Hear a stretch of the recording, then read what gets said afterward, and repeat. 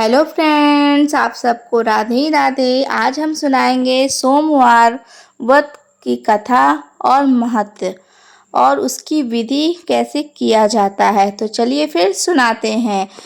सुत जी बोले कि सोमवार व्रत साधारण है और दिन के तीसरे पहर तक करना चाहिए।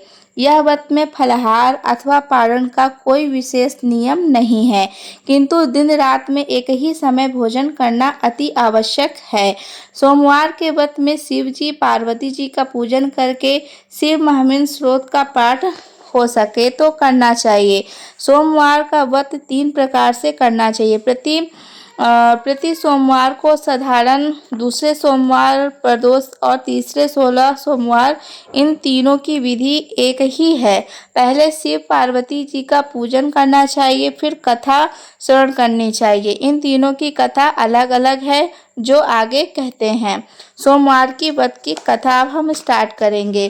प्राचीन काल में एक धनवान सेठ था जिसके यहाँ धन की कुछ भी कमी नहीं थी, परंतु सब कुछ होते हुए भी उसे एक बड़ा भारी दुख संतान न होने का था और पुत्र प्राप्ति की चिंता में हर समय बेचैन रहता था। वह पुत्र प्राप्ति की कामना से प्रति सोमवार को भगवान शंकर का व्रत पूजन नियम अनुसार करता था और संध्या काल को शिव जी के मंदिर में धूप दीप जलाया करता था। उसकी सच्ची श्रद्धा भक्ति देखकर एक समय श्री जगत माता पार्वती ने श्री भगवान भोले भंडारी से अनन्य विनती के साथ हाथ जोड़कर कहा कि हे त्रिलोकीनाथ, यह सेठ आपका भक्त है, इसलिए आप इस पर कृपा कीजिए और इसकी मनोकामना पूर्ण कर दीजिए। श्री पार्वती जी की यह बात सुनकर देवों के देव श्री महादेव जी बोले, हे गिरजा, यह संसार एक कर्म क्षेत्र है। यहाँ प्राणी कर्म करने को ही शरीर धारण करता है। वो जैसे किसान खेत में जैसे बीज बोता है वैसे ही उसे फल प्राप्त होता है, ठीक इसी प्रकार संसार में जो जैसा कर्म करता है वो वैसा ही फल पाता है। अपनी अपनी करनी का ही सब प्राणी को फल भोगते हैं। यह बात सुनकर दयामयी श्री पार्वती जी ने फिर अनन्य विनय कर कहा, हे प्राणनाथ, जबकि यह बेचारा रात दिन दृढ़ विश्वास के साथ आपकी भक्ति करता है, तब आप कृपा करके इसके दुख का निवारण कीजिए। आप तो दया के धाम हैं, अतएव इस पर दया अवश्य करनी चाहिए। श्री गिरजा भवानी के इस प्रकार आग्रह करने पर श्री शिवजी महाराज जी बोले कि हे पार्वती, वैसे तो इसके किसी प्रकार का कोई कमी नहीं है, केवल एक पुत्र नहीं है। यह पुत्र की चिंता में ही रात दिन दुखी रहता है। इसके भाग में कोई पुत्र नहीं, फिर भी मैं इसकी श्रद्धा देखकर और तुम्हारे आग्रह से इसको पुत्र प्राप्ति का वरदान देता हूँ, परंतु वह पुत्र केवल 12 वर्ष ही जीवित रहेगा। इसके पश्चात वह मृत्यु को प्राप्त हो जाएगा। सो हे पार्वती जी, इसके अधिक में इसके लिए कुछ और नहीं कर सकता। शिव जी महाराज और पार्वती जी की ये बातें सेठ पूजा करते हुए सुन रहा था। इस बात से उसे न तो कुछ प्रसन्नता हुई और न ही कोई दुख प्राप्त हुआ। तब उसी प्रकार प्रत्येक सोमवार को शिव जी के मंदिर महाराज जी की व्रत व पूजन करता रहा। इस प्रकार व्रत करते करते बहुत दिन व्यतीत हो गए। तब शिव जी की कृपा से उसे सेठ की स्त्री को गर्भवती हुई और 10वें महीने में उसने अत्यंत सुंदर बालक को जन्म दिया। सेठ के घर में बहुत खुशी मनाई गई, परंतु सेठ को उसकी केवल 12 वर्ष की आयु जानकर कोई प्रसन्नता नहीं हुई और न ही उसने यह भेद किसी को प्रकट किया। इस प्रकार प्यार दुलार में वह सुंदर बालक 11 वर्ष का हो गया।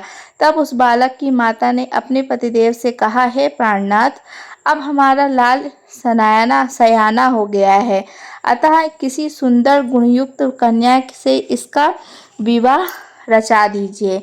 इस पर सेठ ने कहा कि अभी इसका विवाह नहीं करूँगा, क्योंकि मैं इसे काशी जी पढ़ने को भेजना चाहता हूँ। इतना कहकर सेठ ने उस बालक के मामा को बुलवा लिया और उससे बहुत सा धन देकर कहा कि तुम इसे पढ़ने के लिए काशी ले जाओ। मार्ग में जहाँ भी ठहरो वहाँ यज्ञ दान दिल खोलकर करते जाना तथा भूखों को भोजन वस्त्र देते हुए चले जाना। इस प्रकार समझा बुझाकर सेठ ने दोनों को भेज दिया। वे दोनों मामा भांजे यज्ञ रचाते, भूखों को वस्त्र और भोजन तथा ब्राह्मणों को दान देते हुए चले जा रहे थे। चलते चलते मार्ग में एक शहर में रुके। दैवयोग उसे नगर के राजा की कन्या का विवाह होने वाला था और राजा बारात लेकर आया था। उसका लड़का एक आंख से काना था। राजा को इस बात की बड़ी चिंता थी, काने वर को देखकर कन्या के माता पिता विवाह करने से इनकार न कर दें। इस कारण जब उसने अति सुंदर सेठ के लड़के को देखा तो कहा, मन में विचार आया कि क्यों ना इस लड़के को ही दूल्हा बनाकर बारात का ठुकराव करा लिया जाए, जिससे इसी प्रकार की बाधा न पड़े। ऐसा विचार करके राजा ने उस लड़के के मामा से प्रसन्नता प्रार्थना की तो वे दोनों सहमत हो गए और तुरंत उस सेठ के पुत्र को स्नानादि कराकर तेल पुलेल मल उसे वर के वस्त्र भूषण पहना दिए। इस प्रकार उसका सौंदर्य और भी अधिक बढ़ गया और उसे घोड़ी पर चढ़ाकर बड़ी धूमधाम से बारात का ठुकराव कराया।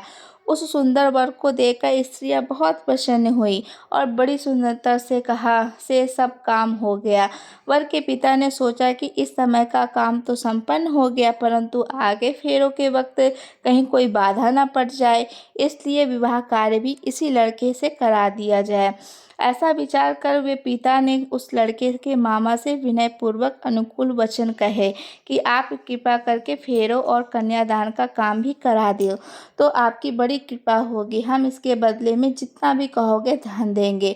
उन दोनों मामा भांजे ने वर के पिता की यह बात भी स्वीकार कर ली और विवाह का समस्त कार्य बड़ी अच्छी तरह से संपन्न हो गया। परंतु लड़का महल में गया और प्रेमालाप करने के बाद राजकुमारी सो गई।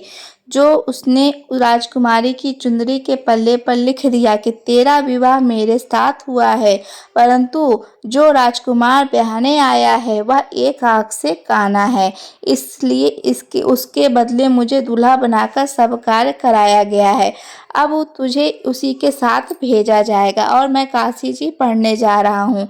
यह बात लिखकर सेठ का पुत्र तो चला आया और जब राजकुमारी सोते से उठी तो अपनी चुंदरी के पल्ले पर यह बात लिखी देखी तो उसने काने राजकुमार के साथ जाने से इनकार कर दिया और साफ कह दिया कि मेरा पति नहीं है, मेरा विवाह जिसके साथ हुआ है वह तो काशी जी पढ़ने गया है। यह रहस्य जानकर राजकुमारी के माता पिता ने राजकुमारी को विदा नहीं किया और बारात को खाली ही लौटाना पड़ा। बारात के लौट जाने के पश्चात राजकुमारी ने ब्रह्मचारी व्रत के साथ सोमवार का व्रत करना शुरू कर दिया।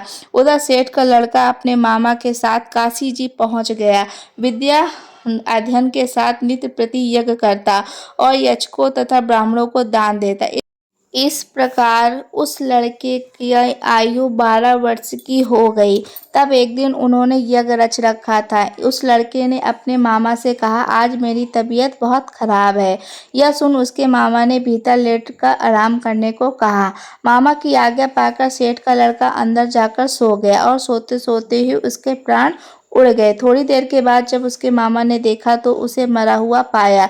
यह देखकर उसे बहुत दुख हुआ। फिर उसने सोचा कि यदि इस समय रोना पीटना किया तो यज्ञ अधूरा रह जाएगा, अतः उसने धैर्य धारण कर यज्ञ को संपूर्ण कराया, ब्राह्मणों को दान देकर विदा कर दिया। यज्ञ में सब देवताओं सहित वहां शिव पार्वती जी भी आए हुए थे। माता पिताजी ने तमाम हाल जानकर और सुंदर गुणयुक्त सेठ के पुत्र को मरा हुआ देखकर शिव जी से कहा, हे पार्वती, इसकी आयु इतनी ही सी थी, सो भोग चुका है। तब पार्वती जी बोली, हे प्रभु, यज्ञ में समस्त देवताओं सहित आपने जो यज्ञ को ग्रहण किए हैं वे सब ही निषेध हो जाएंगे, क्योंकि यह यज्ञ के समय ही मरा पड़ा है। इसलिए आपको इसे जीवन देना चाहिए। दूसरे एक अबला के साथ इसका विवाह हुआ है। वह आज तक आपका व्रत व पूजन प्रत्येक सोमवार को करती है। उसकी आत्मा की पुकार को भी स्वयं जानते हैं, क्योंकि आप सर्वदर्शी हैं। तीसरे, उस लड़के के पितर प्रत्येक सोमवार को आपका व्रत और पूजन कर रहा है। वह क्या आपका परम भक्त इसका मरना सुनकर दुख नहीं पाएगा? सो हे प्रभु, आप कृपा करके इसे जीवन दान दीजिए। इस प्रकार पार्वती जी के बार बार आग्रह करने पर शिव जी ने उसको जीवन दान दे दिया। तब शिव जी की कृपा से वह सेठ का लड़का पुनः जीवित हो गया और शिव पार्वती कैलाश को चले गए। अब वह लड़का और उसका मामा प्रसन्नचित्त हो इसी प्रकार यज्ञ कराते हुए अपने घर को वापस लौटे और उसी नगर में आए जहां उसका विवाह हुआ था। वहां पर जब उन्होंने उस नगर में यज्ञ आरंभ किया तो खबर पाते ही राजा रानी उस सेठ के लड़के को पहचान गए और उसे राजमहल ले गए और वहां उनकी बहुत खातिरदारी की। इसके बाद बहुत सारा धन देकर दास दासियों सहित अपनी लड़की और दामाद को विदा किया। अब वे उसी प्रकार यज्ञ रचाते हुए अपने नगर में आ गए। तब उसके मामा ने कहा कि मैं पहले तुम्हारे घर जाकर खबर दे दूं। इतना कहकर मामा चल दिया। उस समय उसके माता पिता अपने ऊंचे मकान की छत पर विचार से बैठे हुए थे कि यदि हमारा पुत्र सकुशल वापस लौट आया तो हम भी छत से उतर आएंगे, अन्यथा वहीं से गिरकर अपने प्राणों को अंत कर देंगे। उसी समय लड़के के मामा ने आकर यह समाचार दिया कि आपका पुत्र सकुशल आ गया है, परंतु उसको विश्वास नहीं आ रहा था। तब लड़के के मामा ने शपथ पूर्वक तमाम बीता हुआ हाल सुनाया और कहा कि आपका पुत्र राजा की लड़की से विवाह करके अनेक दास दासियों सहित राजकुमारी को लेकर आया है। तब तो सेठ ने बहुत खुशी के साथ उनका स्वागत किया और आनंद व प्रसन्नता से रहने लगे। इसी प्रकार जो कोई सोमवार के व्रत को धारण करेगा अथवा पुण्य प्रदान करने की कथा को पढ़ेगा और सुनेगा, उसके सब दुख दरिद्र नष्ट हो जाएंगे और उसकी सब कामनाएं पूरी होंगी। इसमें तनिक भी संदेह नहीं है। तो आज की कथा आप सबको अच्छी लगी होगी तो कमेंट में हर हर महादेव जरूर लिखिएगा। और जो भी इस सोमवार को व्रत को करता है उसकी सारी मनोकामनाएं भोले बाबा पूर्ण करते हैं। जैसे कि इस ब्राह्मण ने इस व्रत को पूर्ण करके अपने बालक को जीवित किया, उसी तरीके से आप भी इस व्रत को करिएगा तो आपके भी सारे दुख दूर होंगे। हर हर महादेव।